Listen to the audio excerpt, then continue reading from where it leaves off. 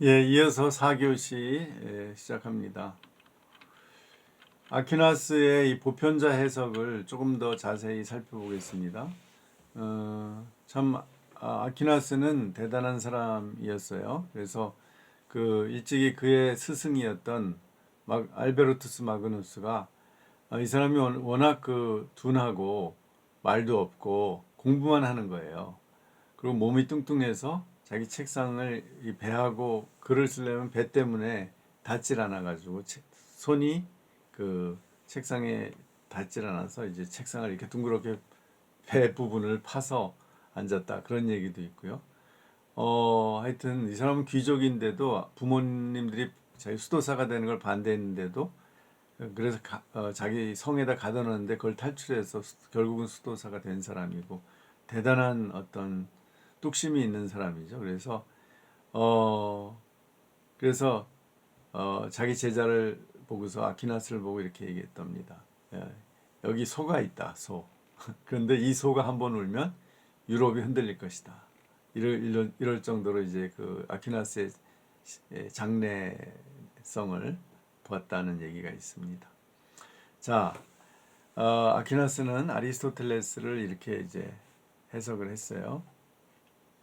아리스토텔레스는 영혼이 육체의 형상이라고 보고, 인간의 영혼은 육체의 진료의 잠재성을 완성시키는 활동적 원리라고 보았다.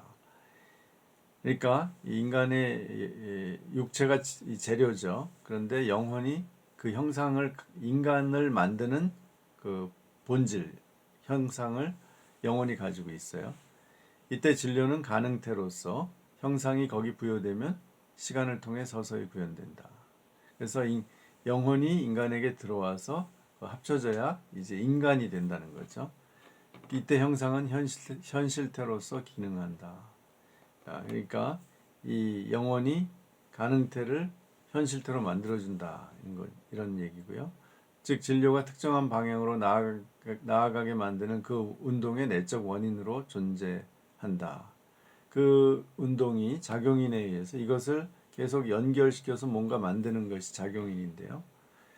일정한 단계에 도달해 그 형상의 현실적 모습이 완성될 때 그 형상은 완성태에 도달한다. 그래서 예를 들면 태아가 인간이 되어서 인간으로 태어날 때 이 과정도 이렇게 설명할 수 있는 거죠. 이 태아의 몸에 영혼이 들어와서 이렇게 계속 10개월 동안 자라서 애가 밖에 나와서 한 아기가 됐을 때 이제 완성태가 되는 거죠. 인간의 최초 완성태. 자, 이런 생각을 하면서 이제 정리를 해보면 아퀴나스의 생각은, 아퀴나스의 보편자는 하나님이 세계를 창조하시기 위해 사용했는데, 그러니까 인간이라든지 동물이라든지 식물이라든지 이러한 형상은 하나님이 만들었다는 거죠. 그런데 세계를 창조할 때 이 형상을 가지고 만들었다. 그리고 각각의 사물 속에 내재하는 원형적인 견본이에요, 형상이. 그러니까 하나님이 이 처음에 자기가 이렇게 생각을 해서 형상을 먼저 만든 거죠. 눈에 보이진 않는 어떤 형상을.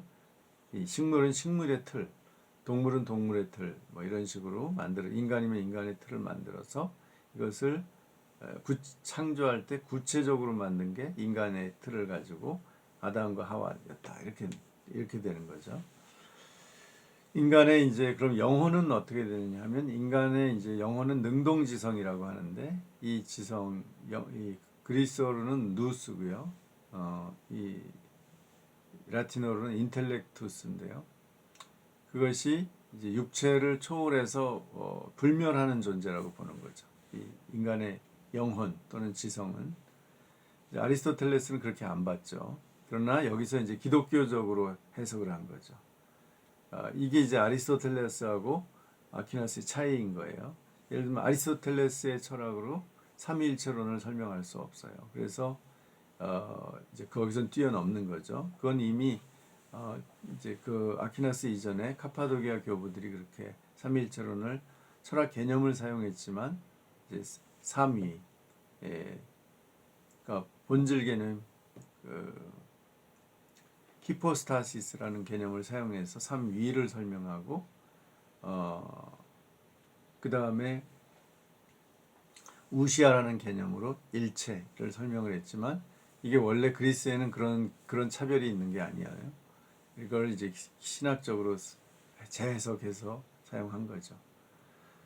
그래서 이제 그러나 윤리적인 면에서는 이제 기독교 윤리를 이제 아리스토텔레스의 이 행복의 윤리 또는 덕의 윤리로 설명을 했죠.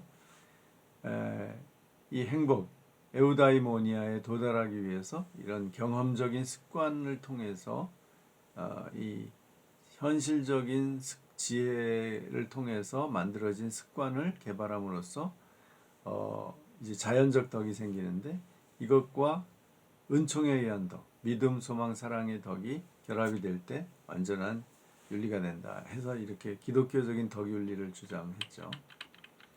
이런 식으로 아리스토텔레스를 기독교적으로 재해석하고 수용하고 이런 것이 바로 아퀴나스 철학이죠. 아퀴나스 철학은 지금까지도 카톨릭 신학에서 가장 그 대표 신학의 그 거의 뭐 본체로 지금 생각을 하고 있습니다.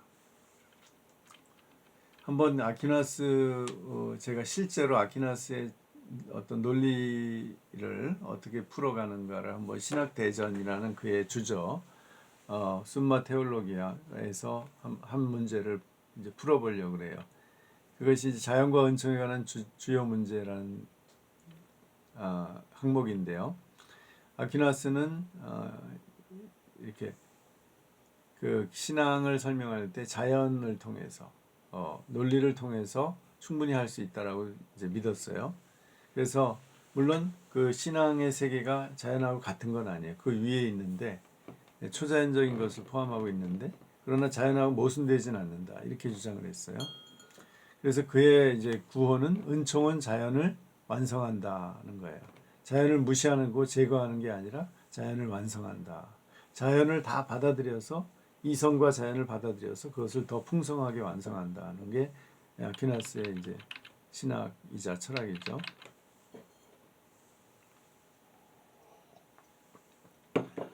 이성과 신앙은 다 하나님께로부터 오기 때문에 둘 사이에는 모순이 없다라는 것이 아퀴나스의 입장이에요. 그래서 영국의 유명한 작가인 체스터턴이라는 사람이 이렇게 표현했다고 그래요. 토마스 아퀴나스는 기독교 세계를 보다 아리스토텔레스적으로 만듦으로써 보다 기독교적으로 만들었다. 그러니까 아리스토텔레스를 이용해서 기독교를 잘 설명했다 이런 거죠. 이제 아리스토텔레스가 쓴 보에티우스의 삼위일체론 주석에 보면 이렇게 강조합니다.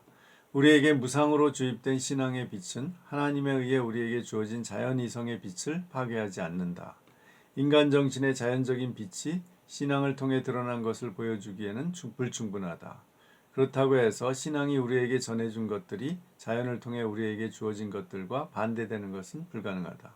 그 경우 둘 중에 하나는 거짓이어야 한다. 그런데 이 두 가지는 모두 하나님으로부터 우리에게 온 것이기 때문에 하나님이 우리에게 오류의 원천이 될 것이다. 그것은 불가능한 일이다. 이렇게 논리적으로 막 설명하면서 결국은 뭐예요? 신앙과 이성이 서로 모순되지 않는다. 이런 주장을 했죠. 그러나 이 아퀴나스가 이제 노년에 죽기 얼마 전에 몇 달 전에 신비 체험을 했어요. 그 수도회에서 아침마다 미사를 드리는데 거기서 신비한 체험을 했습니다. 하나님을 이 사람이 본 것 같아요. 그리고 나서 그 다음부터 딱 절필 글을 쓰지 않았어요. 그때 신학대전의 마지막 부분을 쓰고 있었는데 더 이상 펜을 던졌어요. 그래서 신학대전의 완성이 된 게 아니라 미완성 저작으로 남았는데요. 대부분은 썼지만 왜 그러냐면 이 사람이 나중에 자기 비서한테 이렇게 얘기했다고 그래요. 그날 아침에 내가 본 것에 비하면 내가 일생 동안 쓴 책들은 저 지푸라기와 같다. 이렇게 표현했다고 그래요. 그러니까 이 사람이 아무리 논리하고 신앙이 다 모순되지 않는다고 주장했지만 결국은 궁극적으로는 자기 하나님의 체험 그것이 이 우리가 인간의 자연의 경험과 인간의 이성으로 설명할 수 있는 것보다 훨씬 차원이 다르다는 걸 결국은 마지막에 그의 생애의 마지막에 인정하고 간 거죠. 자, 그러나 하여튼 아퀴나스가 우리에게 남긴 것은 이 신학대전에서 이렇게 논리적으로 기독교의 교리를 논박하고 대답할 수 있구나라는 모델을 보여준 것이 굉장히 중요합니다. 그래서 제가 신학대전 숨마 테올로기아의 그 한 절을 이렇게 그대로 설명을 합니다. 그 여러분이 강의안을 꼭 보셔야 돼요. 이 신학대전의 각 절은 이렇게 5가지로 구성되어 있어요. 첫째가 이렇게 진행된다 해서 문제를 제시해요. 어떤 소위 논제를 제시합니다. 그것을 sic proceditur라고 해요. 그 다음에 두 번째 반론. 이게 이제 아퀴나시스 입장과 반대되는 입장이죠. 오브젝치오 해서 반론을 제시하고, 세 번째 반론에 대한 반대 주장 세드 컨트라 해서 이제 자기 입장과 비슷한 입장을 뭐 성경을 제시하든지 그렇게 제시를 해요. 그 다음에 4번 대답 레스폰데오 해서 자기의 아퀴나스의 대답을 합니다. 네 번째 가서. 그 다음에 5번째 반론에 대한 답변 아드 프리뭄 해서 이제 다른 사람들이 질문한 거를 또 다시 생각을 해가지고서 또 그 대답을 해요. 그러니까 이제 4번, 5번은 자기 대답인데 4번은 원래 준비한 자기 대답이고 5번은 청중의 질문에 대해서 또 질문 중에 반론이 있을 것 아니에요. 거기에 대한 또 답변 이렇게 아주 체계적으로 되어 있습니다. 한 예를 들어보죠. 그 제1문항이 뭐냐면 거룩한 가르침에서 제1절이 철학과 신학의 관계인데 철학 외에 신학이 필요하냐 아니면 신학을 철학 안에서 다 가르치면 되냐 이제 그 문제입니다. 신학이 철학과 다르냐 같으냐 이런 거죠. 그래서 질문이 이겁니다. 첫 번째 질문. 첫 번째 이제 질문은 철학의 여러 분과 외에 다른 가르침을 가지는 것이 필요한가 이렇게 물어보죠. 그래서 1번 이렇게 진행된다 해서는 이 주장을 하나를 던져요. 철학의 여러 분과 외에 다른 가르침을 가지는 것은 필요하지 않는 것으로 보인다. 그러면서 이제 이것에 대한 옹호하는 입장, 즉 아퀴나스의 입장과 반대되는 입장을 반론의 두 번째에 설명합니다. 오비엑치오에서 첫째, 사람은 이성을 초월하는 것에 대해 시도하지 말아야 한다. 따라서 철학 외에 다른 가르침은 불필요하다. 2. 가르침은 존재자에 관한 것이어야 한다. 철학은 존재자에 대해 논하며 심지어 신에 관해 논한다. 여기서 철학자라는 건 아리스토텔레스입니다. 형이상학 6권에서 말한 대로 철학의 어떤 부분은 신학이라 불린다. 테올로기아라는 말을 이제 아리스토텔레스가 형이상학에서 사용했잖아요. 따라서 철학 외에 다른 가르침은 불필요하다. 그러니까 이제 아리스토텔레스처럼 신학이라는 것이 다 철학 안에 포함된다. 그런 얘기죠. 이제 이것을 반대하는 거죠. 3번 반론에 대한 반대 주장 해서 성경 말씀을 인용합니다. 디모데후서 3장 16절은 성경은 모든 하나님의 영감에 의한 것이며 가르치고 논증하고 바로잡고 의를 교육하는 데 유익하다고 말한다. 하나님의 영감으로 쓰여진 성경은 이성에 의한 철학에 속하지 않는다. 따라서 철학 외에 하나님의 영감으로 된 다른 학문, 즉 신학이 필요하다. 이게 이제 자기의 주장이죠.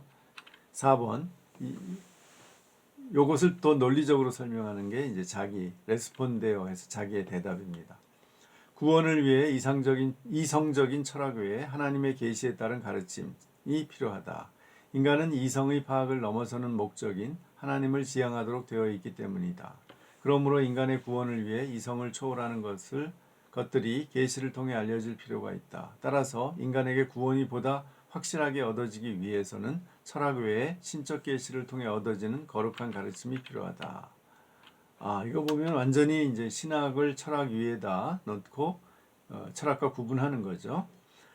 그러니까 우리가 오해하지 말아야 할 것은 아퀴나스가 철학이 신학과 모순되지 않는다고 해서 철학과 신학이 똑같다는 건 아니에요. 신학은 성경의 하나님의 계시, 성경을 근거로 해서 제시되는 건데 그것이 철학과 모순되지 않지만 철학과는 다르다라는 거죠. 그게 이제 아퀴나스의 논리입니다. 마지막으로 5번 반론에 대한 답변 아드 프리미움.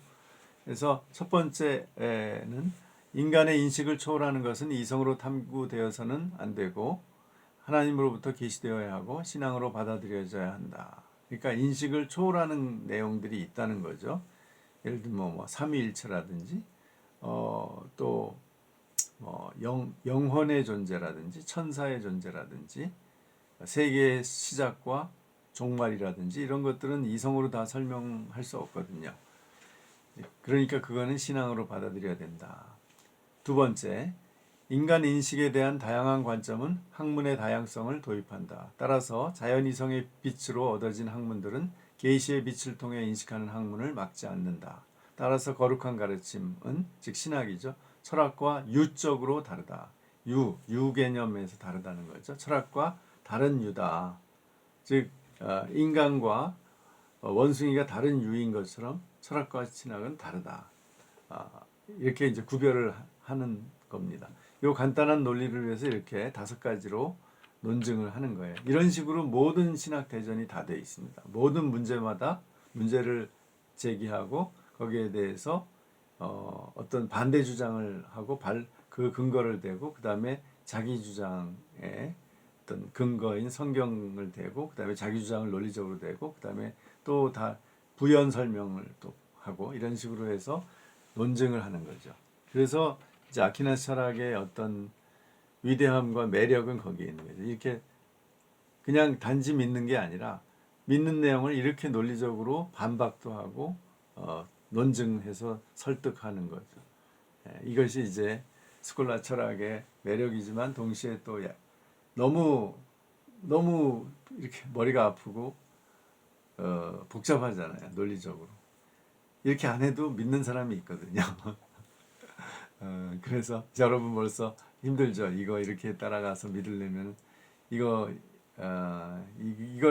이렇게 따진다고 해서 믿어지는 것도 아니고 그래서 여기까지 아퀴나스를 통해서 중세 철학이 어떤 내용인가 또 어떤 그 흐름에 의해서 형성이 됐나를 살펴보았습니다. 이제 중세 철학이 오늘로 마지막이기 때문에 오늘 좀 자세히 했습니다. 그럼 한 주간 동안 여러분 더 건강하시고 즐겁게 생활하시기 바랍니다. 감사합니다.